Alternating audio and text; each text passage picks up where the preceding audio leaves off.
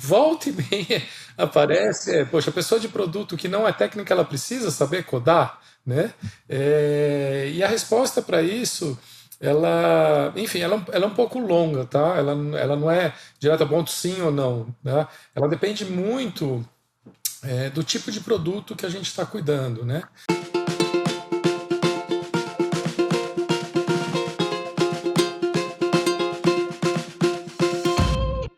Ei, pessoal, tudo bem? Estamos aqui em mais um episódio do Produto em Pauta, Mentorias, né? A nossa ideia aqui é a gente conversar com pessoas que, enfim, estão buscando mentoria e porque muitas vezes a dúvida de uma pessoa acaba sendo dúvida de várias outras pessoas, né? E hoje eu estou aqui com a Tatiana. Tatiana, super obrigado por topar Obrigada a você. participar. E conta um pouco pra gente, aí, enfim, da tua história, como que você veio parar no mundo de produto. E se quiser, já pode emendar no tema que você quer conversar. Tá ótimo. Bom, obrigada mais uma vez pela oportunidade, Joca. Prazer falar com você. E, bom, trazendo um pouco da minha trajetória, não é muito curta, eu trabalho desde os 16 anos. Eu iniciei minha atuação na área de construção civil, fiz um curso técnico nessa área, depois cheguei a cursar um ano de faculdade de arquitetura, porque era literalmente meu sonho desde criança ser arquiteta. E acabou que com um ano de curso eu tive algumas questões na minha vida que não me permitiram continuar e eu acabei mudando. E aí fui fazer minha graduação em design digital. E aí no design digital eu tive a oportunidade de atuar com área gráfica, com eventos, editorial, cheguei a diagramar livros, também cheguei a trabalhar até com o projeto do Enem, das provas. Foi um período bem interessante da minha carreira. E, bom, passando essa fase ali da gráfica, eu voltei a atuar numa empresa onde a gente trabalhava muito com a área gráfica, mas voltada para eventos. E aí, nesse cenário, quando a gente chegou ali em 2020, questão de pandemia, tudo, a empresa trabalhava muito com eventos, mas não podia fazer eventos. Acabou surgindo uma oportunidade para eles pivotarem para o digital. E aí estava ali junto com a equipe, ninguém tinha muito domínio do cenário digital, a gente trabalhava mais com a questão gráfica mesmo. Mas surgiu a oportunidade de desenvolver um PWA para um conjunto ali de concessionárias, onde a gente tinha necessidade de disponibilizar um catálogo digital de todo o portfólio de motocicletas no smartphone dos vendedores, né? Então foi um projeto que a gente entrou assim com a cara e a coragem e com o conhecimento que tinha. E eu acabei gostando da área, foi me especializar mais ali para poder atuar como UX e UI. E nesse segmento acabei mudando de empresa, depois numa etapa de um processo seletivo que eu estava participando para a vaga de UX, o meu gestor falou, olha, eu estou olhando aqui o seu currículo, o seu background, eu acho que faz muito sentido uma atuação como PO, você topa? Eu falei, poxa, super topo, oportunidade muito bacana. Isso foi em 2022. E desde então eu entrei para a área de produto, fui atrás de certificação da PSPO, agora estou terminando o curso de PM da PM3, que foi onde conheci o seu trabalho, e eu tenho ainda uma dificuldade de relacionar uma boa parte dessa bagagem que eu trago ali de experiência profissional com a área de produto. Então, acho que você posso trazer uma primeira pergunta assim de ajuda seria o que mais eu posso trazer dessa bagagem, né, para relacionar com o dia a dia de produto, com o trabalho, né, que é mais voltado para produtos digitais, porque realmente assim foi a área que eu já tive algumas mudanças, né, mas foi a área que eu mais me identifiquei e estou gostando muito de atuar e eu preciso evoluir nessa área. Legal, legal. E antes da área de produto, você era mais marketing, design? Como é que você classifica o teu pré-produto? Olha, é bem visto, viu, Joca?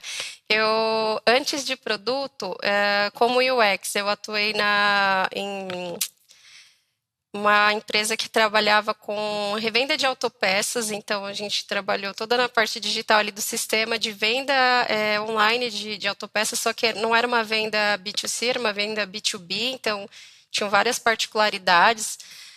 Anterior a isso, trabalhei uma outra empresa que trabalhava com parte de infraestrutura, de tecnologia, que na verdade foi meu primeiro contato dentro de uma empresa que tinha uma área de tecnologia mesmo. E antes disso foi ali a empresa que era voltada para eventos, eram eventos de formação comercial, então a gente tinha muita questão de prazo para poder entregar o evento. O evento é que nem casamento, né? Não muda a data é aquela e pronto, acabou, e a gente tem que estar com tudo pronto. E antes disso, é que essa empresa eu tive duas passagens, né? Mas o segmento era o mesmo. E antes disso, eu estou mais na área gráfica mesmo, ali na parte de editorial, desenvolvimento de diagramação de provas. Legal, legal. E aí você fez essa mudança de UX para produto. O que te motivou a fazer essa virada de UX para produto? Porque o UX também tem uma área extremamente interessante, tem vários desafios muito, muito bacanas ali, né? Sim, sim. Bom, quando eu comecei ali no trabalho do PWA, que a gente teve uma etapa ali de discovery, que na época nem chamava de discovery, estava mais voltado ali para o design, a gente, não, qual que é o briefing do projeto que a gente tem para fazer, né? Trabalhava mais nesse sentido. E atuando ali, fazendo um pouco desse papel de UX, UI, depois me aprofundando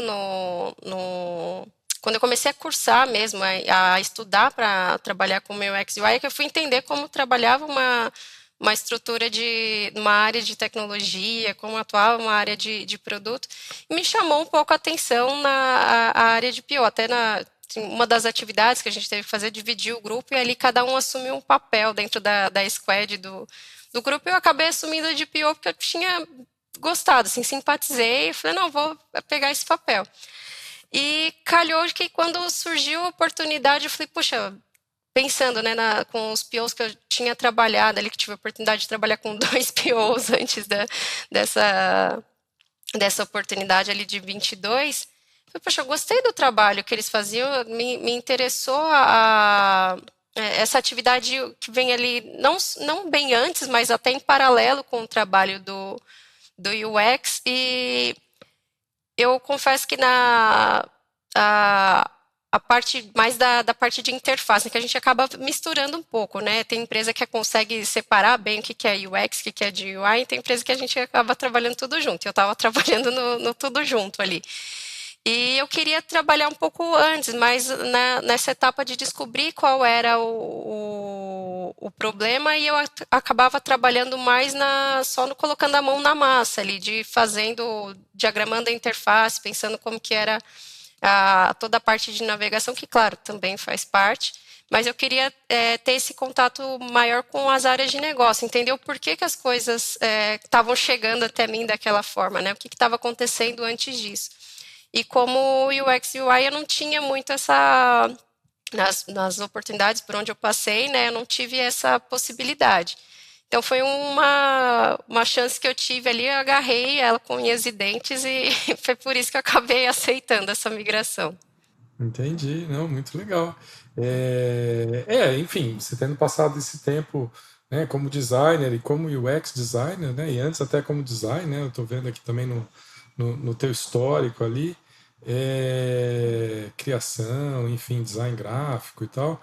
Essas duas áreas são duas áreas que são muito, muito próximas uma da outra. Mesmo o design gráfico, né, que é anterior até ao teu período de, de design, de UX, né, de design de produto, o design gráfico ele também tem um pouco, né, de proximidade ali com entender o problema, né, desenhar uma solução para o problema. Então acho que assim é bastante transferível, né, esse teu passado, né, pré-produto. Acho que ele te traz uma bagagem muito muito interessante. Teve várias pessoas que eu conheço que fizeram essa migração, né, vindo de design ali, de UX e até de design puro ali, né, e fizeram essa migração para entrar mais para produto, assim. Assim, de cabeça eu me lembro de 3 pessoas que fizeram esse caminho, né? Eu me lembro que tinha uma na local web ali, que ela era a designer do time ali, do squad, era o squad de e-mail marketing, inclusive, né?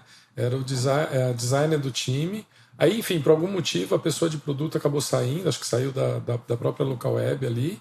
Aí eu propus para ela, poxa, por que você não assume interinamente, né, produto enquanto faz design? Ela falou, poxa, mas não é muita coisa. Eu falei, faz durante um tempo, aí vê qual dos dois, né, faz mais sentido para você e tal. E eventualmente mais para frente a gente vê se a gente contrata uma pessoa de produto ou uma pessoa de design para te substituir, você vai para produto. Ela no começo ficou meio ressabiada e tal, poxa, será, né? Mas depois de algum tempo assim ela gostou tanto que hoje ela é produteira, tá aí fazendo produto, né? Enfim, mas tem todo esse background de design junto com ela, né? O que eu acho bacana, né, do perfil de design para produto é essa preocupação muito grande com a usuária, né, de como que a usuária vai interagir com o produto, qual que é o problema que a usuária tem, como é que a gente resolve esse problema, né? O que produto adiciona aí é essa camada exatamente que você falou, que é a camada de entender do negócio também, entender o impacto do negócio, né? Porque, no fundo, quando a gente está fazendo o produto, a gente está resolvendo o problema da usuária, né? Por meio de tecnologia, de uma maneira que gera impacto para a empresa. Então, enfim, tem toda essa equação ali, né? Cada pessoa ali do time tem um olhar para um determinado ponto, né? Pessoas de design estão ali mais olhando para a questão do usuário, pessoal de engenharia bem focado com a tecnologia que vai ser usado, né, para resolver o problema, e pessoal de produto focado ali no impacto de negócio, né?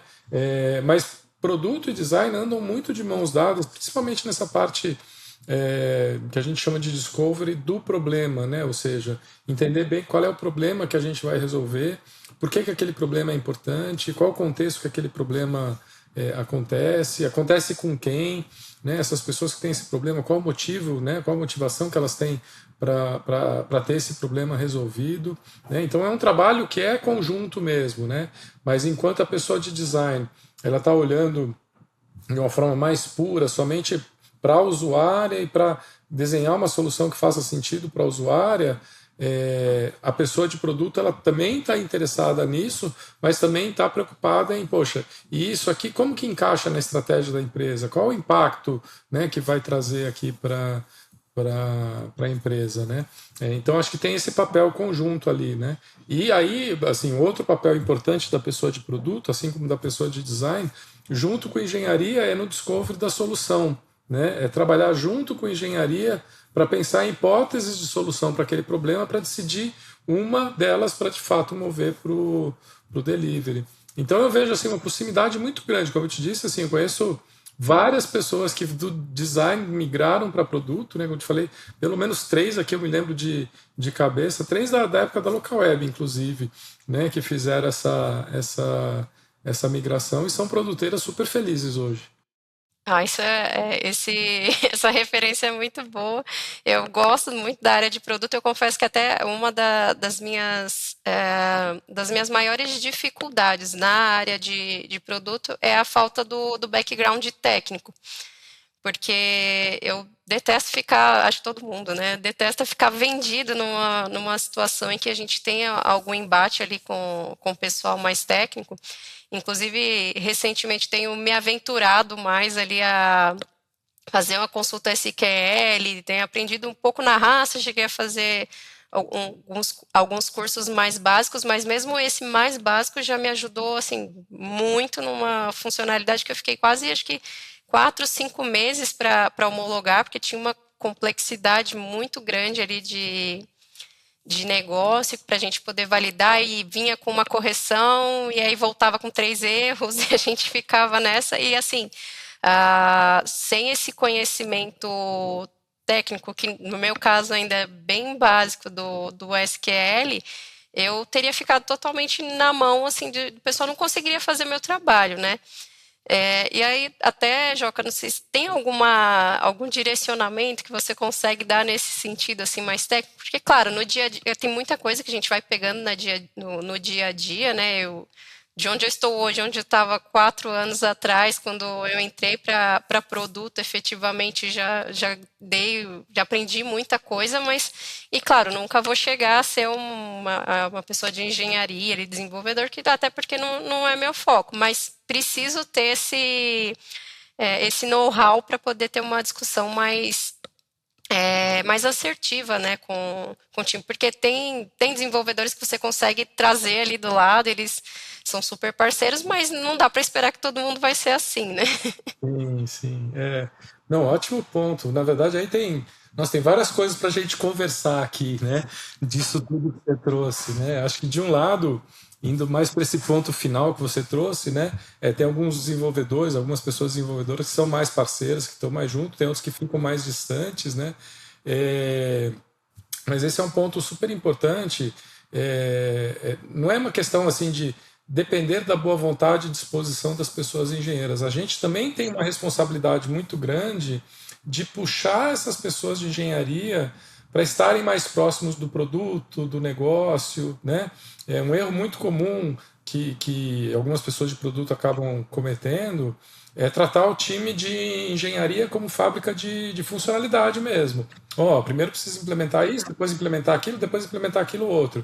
E aí, obviamente, que o time de engenharia vai se sentir como uma pastelaria mesmo. Estou te entregando pastel de queijo, pastel de carne, e assim por diante, né? É nossa responsabilidade como pessoas de produto trazer o contexto, né, daquilo que a gente está pensando em construir, qual o problema que a gente está querendo resolver, trazer o pessoal de engenharia para discutir junto, né, essas opções de solução, chegar ali para o time de engenharia, pessoal, a gente tem esse problema aqui, né, com a nossa cliente para atingir esse determinado resultado aqui, e eu pensei que a gente poderia fazer uma solução mais ou menos assim. O que vocês acham?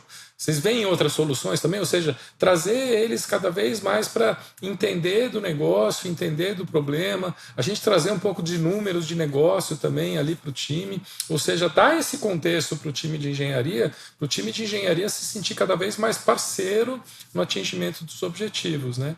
Então, acho que esse é um ponto importante ali desse ponto que você trouxe, né, de ter pessoal de engenharia mais próximo. A gente tem um papel muito ativo na questão de trazer engenharia mais para próximo, de ter engenharia mais comprometida. As melhores pessoas de engenharia com quem eu já trabalhei eram pessoas, né, são pessoas que se interessam muito pelo negócio, né? São as pessoas que acabam trazendo os melhores resultados ali, do ponto de vista de engenharia, né? Isso posto, aí tem o segundo ponto que você trouxe, que é a questão do lado técnico das coisas, né? E a pergunta que volta e meia aparece poxa, a pessoa de produto que não é técnica, ela precisa saber codar, né?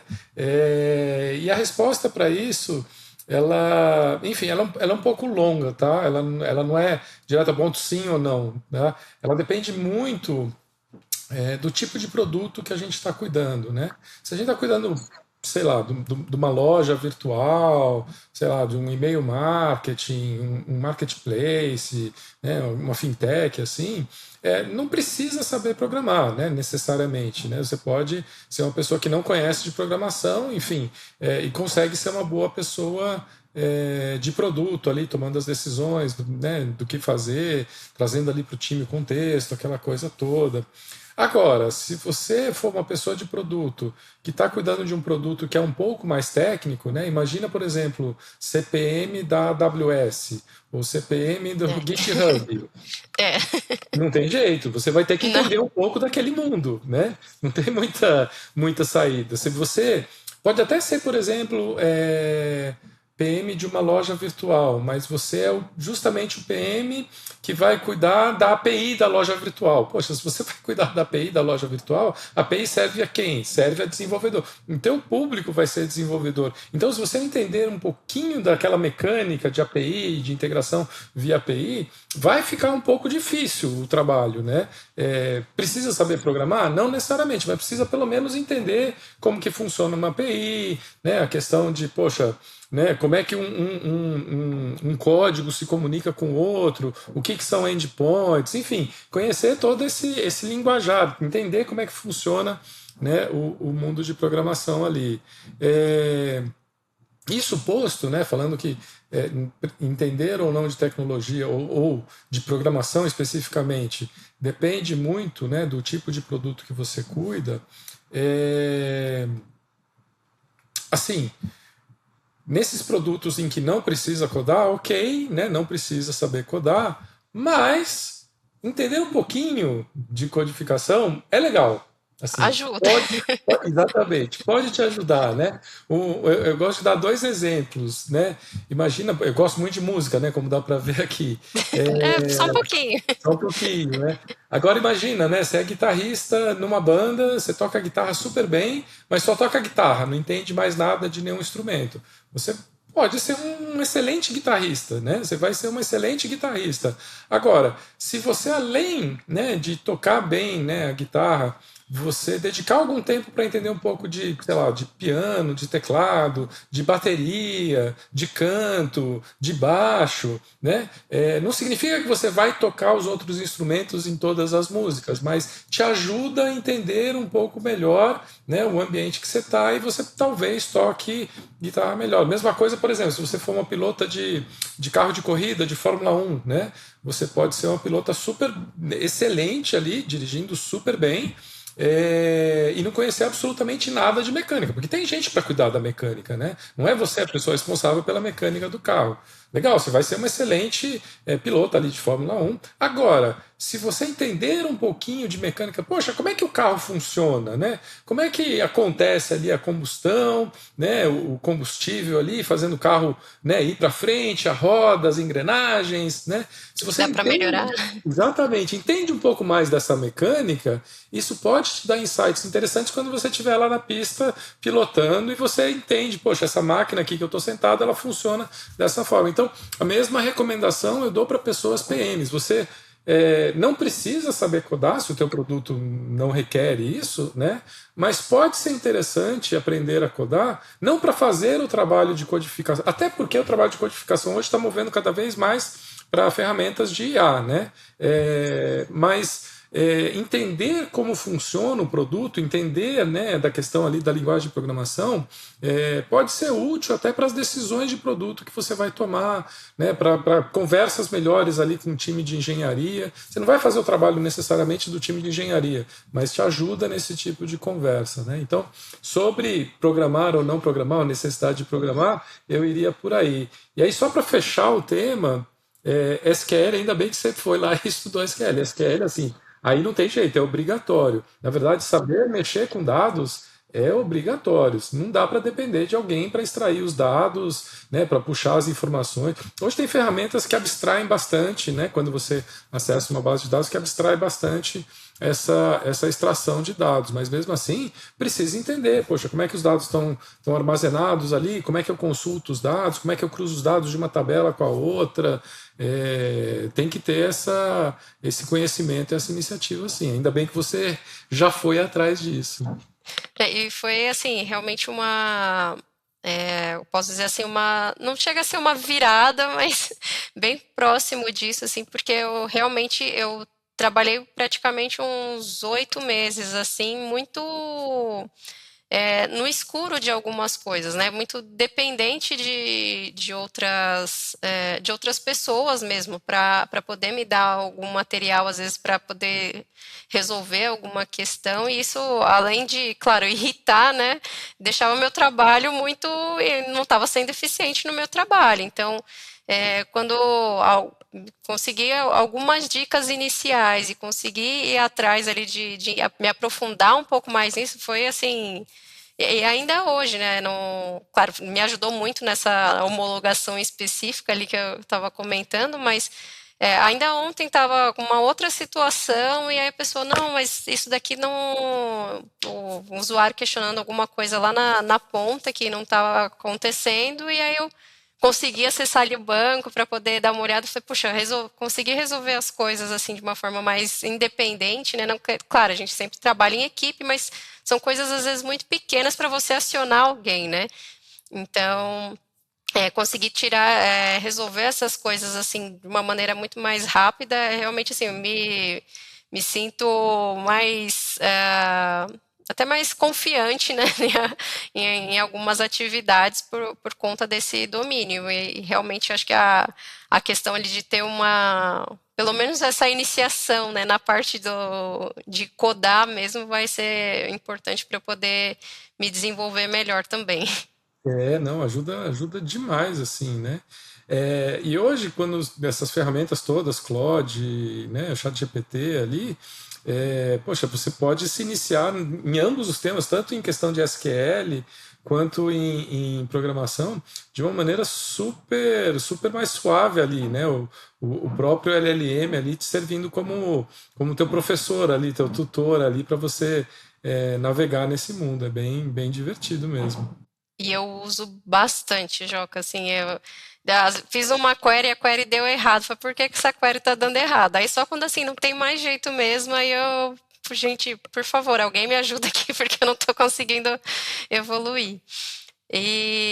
Mas assim, tirando é, essa conexão, né, que eu preciso fazer ainda, né, para melhorar trazer essa minha experiência de carreira, relacionando com o produto.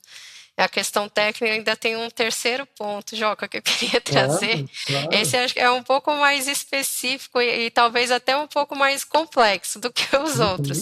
Uhum. Bora lá. É, como trazer mentalidade de produto quando eu não tenho efetivamente um produto para chamar de meu. E aí eu vou trazer só um breve contexto, né?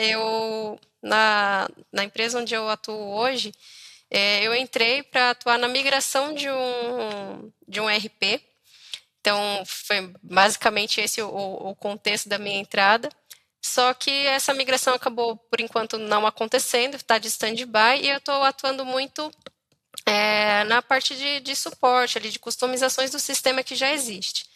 E aí vem outra questão: o sistema não é da empresa, é de uma outra empresa. Então, eu tenho essa vontade de trazer essa visão mais de produto, né, para o meu trabalho, se possível, né, disseminar ali para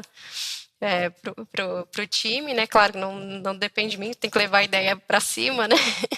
Mas o que eu poderia no meu dia a dia ali mais trazer, né, de visão de produto para poder e até mostrar de repente algum resultado dessa visão para compartilhar com os pares e conseguir vender essa ideia, né? O produto vai continuar não sendo da empresa, mas uma coisa, por exemplo, que eu senti falta, eu entreguei uma funcionalidade outro dia e eu fui consultar no banco, de novo, lá o SQL, vi que ninguém estava usando.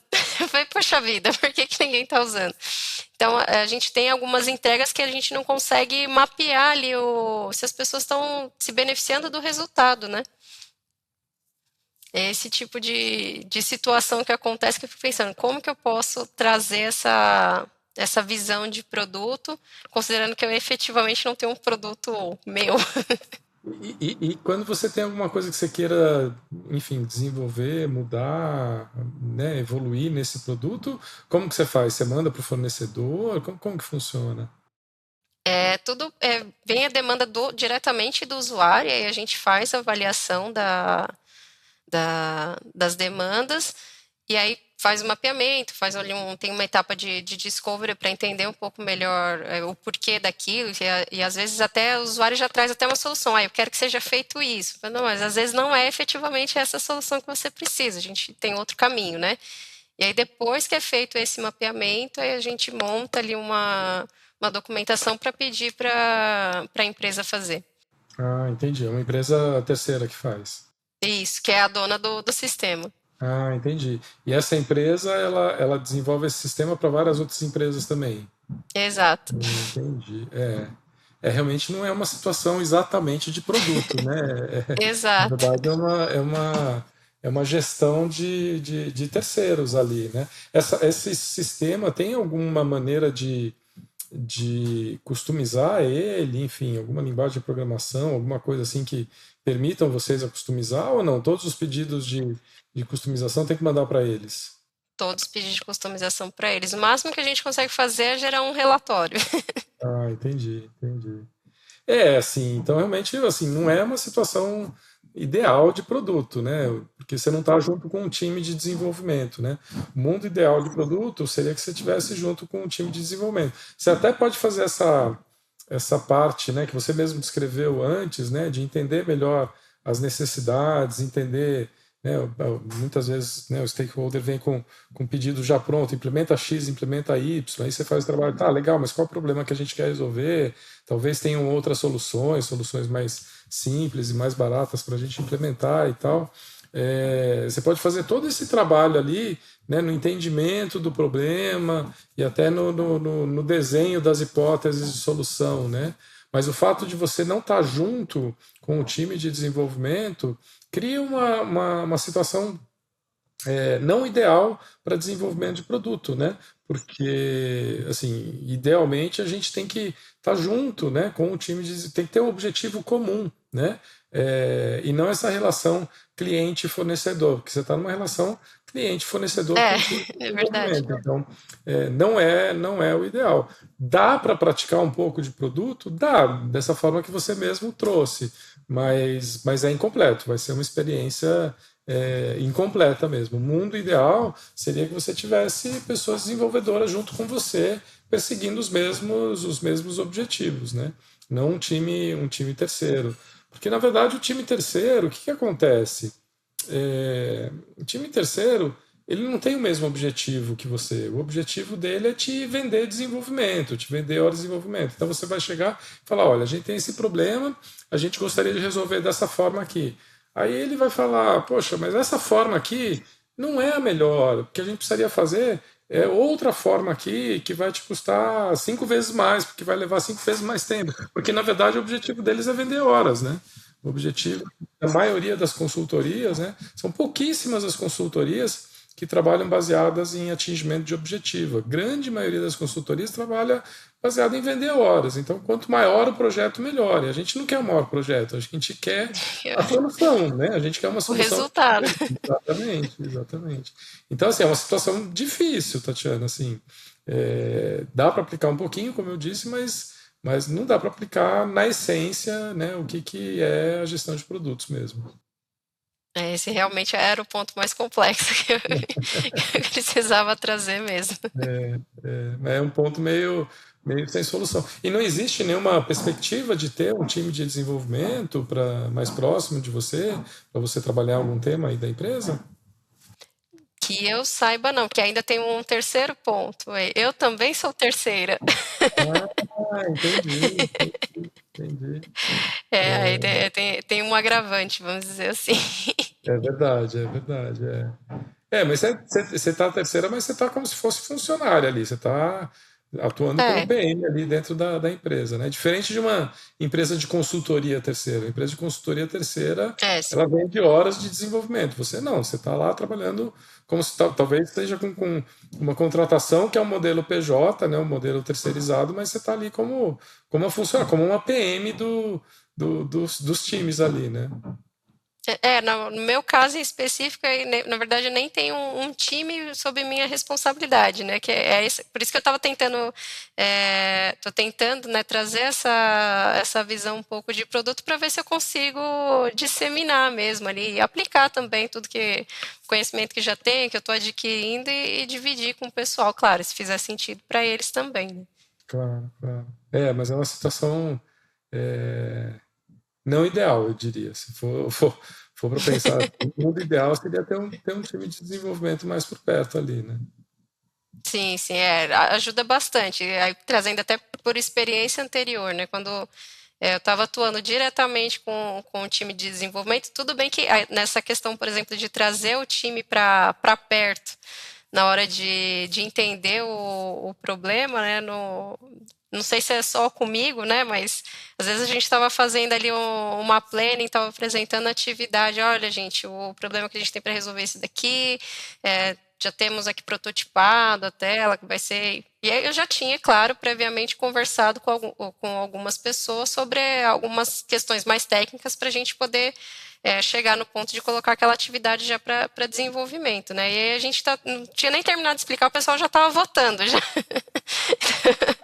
Mas será que entendeu mesmo o que era para fazer? Porque eu nem terminei de explicar, o pessoal já está votando. Olha só. Muito bom, muito bom. Poxa, legal, Tatiana. Obrigado. Você tem mais algum ponto que você gostaria de tocar?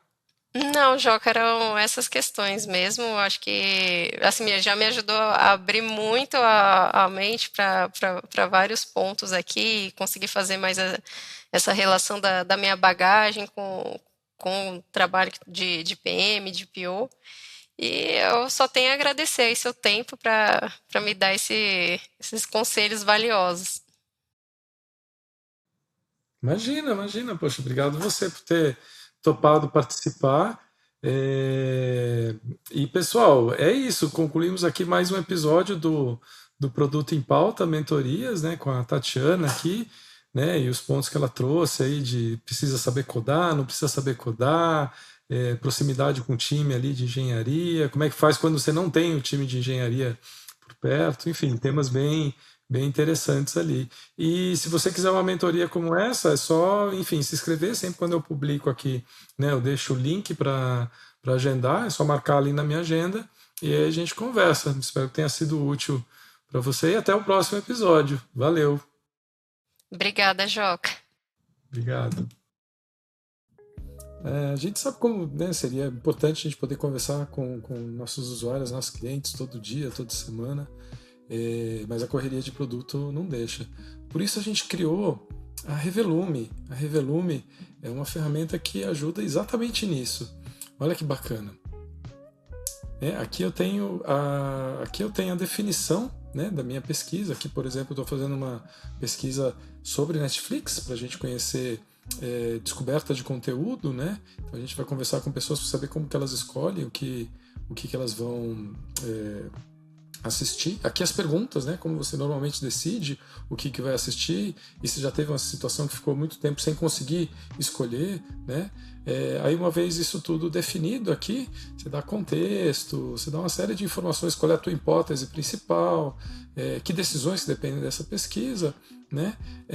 E a partir daí você sobe a tua lista de contatos aqui, você sobe um CSV com a tua lista de contatos. Ou você pode adicionar manualmente, o que você precisa dar de informação? Somente o telefone, o nome da pessoa e o contexto. Ela assinou durante X tempo e cancelou e assim por diante. Ela é multi-idioma, inclusive. E aí, a partir daí, você dispara as pesquisas. E aí você acompanha as conversas. Isso é super legal. Então, um exemplo aqui de uma pesquisa que foi comigo aqui, né? A conversa toda aconteceu aqui, quero participar. Aí ela faz a pergunta, aí eu respondo, e assim por diante, né? Até chegar no final. Né? Ela faz uma série de pesquisas. E aí, depois, uma vez concluído, o que acontece?